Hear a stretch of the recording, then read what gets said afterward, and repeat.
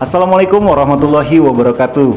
Halo sobat semua, mau tahu naga yang baik hati? Ayo kita saksikan.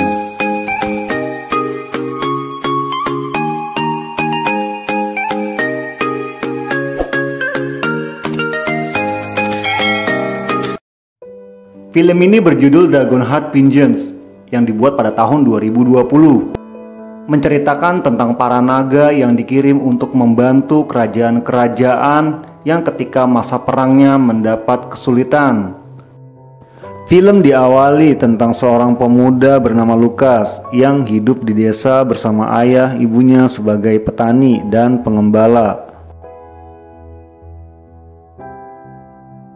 Tapi suatu ketika, para perampok datang membunuh ayah dan ibunya serta membakar rumahnya. Lukas yang mengetahui itu tidak berdaya, ia hanya bisa menyaksikan ayah dan ibunya terbunuh. Lukas pun mengenali para pembunuh itu, yaitu si ular, si kalajengking, dan si serigala. Lukas pun merasa benci, kesal, marah, dan sedih, hanya bisa menyaksikan rumahnya hancur terbakar. Dengan menyisakan 2 ekor sapi, Lukas pergi ke kota dan berniat mencari para perampok yang telah membunuh kedua orang tuanya. Saat di kota, raja dan para prajurit lewat. Rakyat yang mengadu tentang keluh kesahnya ditanggapi dingin oleh Raja Razvan. Begitupun dengan Lukas yang ingin mengadu tentang pembunuhan kedua orang tuanya, dihalangi oleh para prajurit. Untuk menyewa para pemburu mencari perampok yang telah membunuh kedua orang tuanya Lukas, ia menjual kedua ekor sapinya yang tersisa.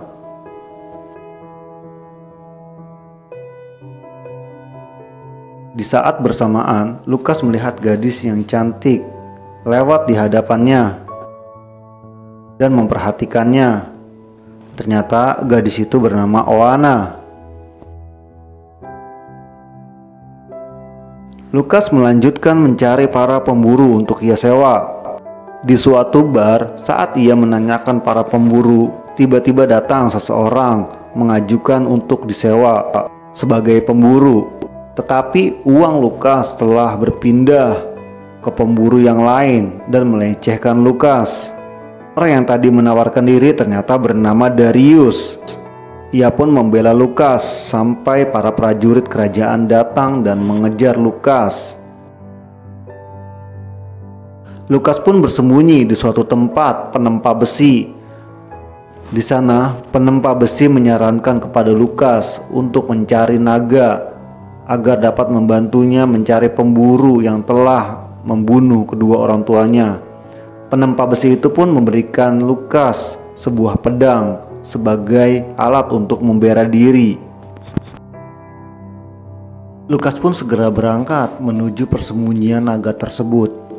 Di sepanjang perjalanan, Lukas bertanya kepada orang-orang tentang keberadaan naga yang bersembunyi di atas gunung. Dengan susah payah, akhirnya Lukas menemukan gua persembunyian naga tersebut. Dengan memberanikan diri, Lukas masuk ke dalam gua naga itu. Lukas juga dipesan, bila ingin bertemu sang naga, bawalah benih pohon sebagai makanan sang naga tersebut. Akhirnya Lukas bertemu dengan sang naga. Dengan niat minta tolong kepada sang naga agar dapat menemukan pembunuh kedua orang tuanya, Lukas memohon kepada sang naga agar sang naga dapat membantunya. Sang naga juga memberitahu bahwa sesungguhnya namanya adalah Sifet. Lukas juga diberitahu bahwa balas dendam adalah bukan jalan terbaik, dan naga pun malas menanggapi permohonan Lukas tersebut. Akhirnya dengan kesal, Lukas pun keluar dari gua tersebut dan meninggalkan sang naga.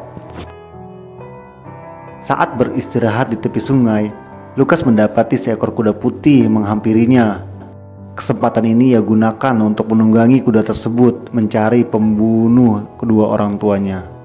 Dan di tengah perjalanan pun Sifet bertemu dengan Darius yang diam-diam ternyata membuntuti Lukas. Darius juga mengembalikan dompetnya Lukas yang waktu itu diambil oleh para pemburu waktu di bar. Mereka berdua akhirnya sepakat untuk mencari perampok itu secara bersama-sama. Dan di saat bersamaan, kuda putih yang ditemukan oleh Lukas ternyata adalah jelmaan dari sang naga, yaitu Sifet.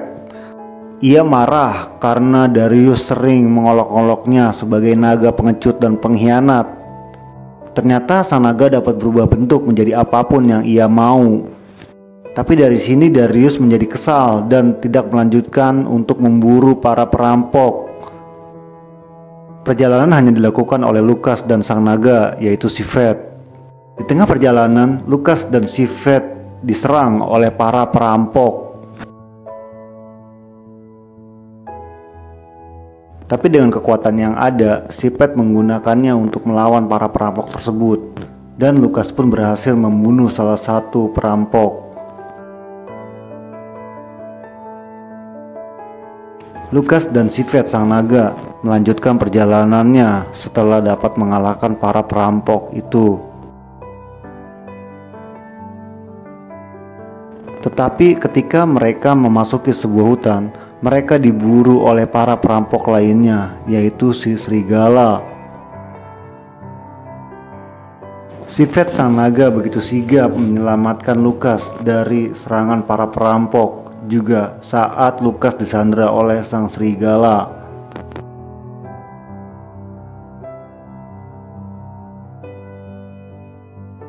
Sang perampok yang menamakan serigala ini akhirnya ditahan oleh Lukas dan diminta olehnya untuk menunjukkan para perampok lainnya. Sesampainya mereka di tempat persembunyian si ular, mereka melihat Darius yang diam-diam menyelinap masuk. Tapi sayang, Darius tertangkap oleh anak buahnya si ular. Lukas yang melihat kejadian itu segera meminta Sifet untuk menyelamatkan Darius. Si ular pun meminta anak buahnya untuk menyelamatkan sebuah pesan yang ia dapat. Sifet yang dapat mengeluarkan kekuatan es dari mulutnya menyerang para pasukan si ular. Darius pun diberi pedang untuk dapat mengalahkan para pasukan si ular. Lukas juga dengan sigapnya mengejar si ular yang mencoba kabur. Begitu juga dengan serigala yang coba kabur diserang oleh Sifet. Tapi ada satu kejadian aneh saat Sifet mencoba menyerang si ular. Serangannya mengenai Darius, tetapi sang naga pun terjatuh. Lukas yang melihat kejadian itu merasa heran dan bingung dan menanyakannya kepada Darius serta sang naga Sifet. Darius pun menjelaskan bahwa setengah jantungnya adalah milik Sifet karena pada masa kecilnya ia diselamatkan oleh Sifet dan jantungnya dibagi dua oleh dia. Mereka pun akhirnya mendapatkan perampok si ular dan akan membawanya ke kota esok hari untuk diadili. Di saat sedang bersama, Lukas bertanya kepada sang naga Sifet, kenapa sang naga dijuluki oleh raja sebagai pengkhianat? Sifet pun menjelaskan bahwa dahulu sang raja pernah memintanya untuk membagi jantung kepada sang raja, tetapi Sifet menolak dan dicap sebagai pengkhianat. Keesokan harinya setelah sampai di kota, si ular pun dimasukkan ke dalam penjara dan kepala penjara ternyata adalah ayahnya Oana, gadis yang pernah ditemui Lukas pada waktu itu di pasar. Dengan memberanikan diri, Lukas mencoba mengajak kencan Oana, dibantu dengan Sifet sang naga, bagaimana cara merayu seorang gadis. Dengan senang hati Oana pun menerima ajakan Lukas. Di tempat lain, Darius yang menemukan sebuah sobekan kertas yang berisi sebuah pesan dari sang raja kepada para perampok mencoba membaca teka-teki isi pesan tersebut. Tetapi sayang, sang raja dan prajurit datang menghampiri Darius dan meminta isi kertas tersebut. Isi pesan tersebut ia masukkan ke dalam dompetnya milik Lukas yang tidak diketahui oleh orang lain. Tetapi salah satu prajurit mengambil dompet Lukas tersebut. Di saat bersamaan, si ular yang sedang dipenjara diselamatkan oleh Kalajengking yang datang menyelamatkan si ular dan mencoba melukai kepala penjara, yaitu ayahnya Oana. Setelah kembali, Darius memberitahu Lukas dan Sifet bahwa kertas yang ia temukan adalah pesan dari sang raja untuk para perampok yang telah membunuh ayah dan ibunya Lukas. Ternyata perampok itu adalah suruhan sang raja. Di tempat lain, sebuah kebakaran terjadi di mana si ular yang ditangkap dibebaskan oleh si Kalajengking.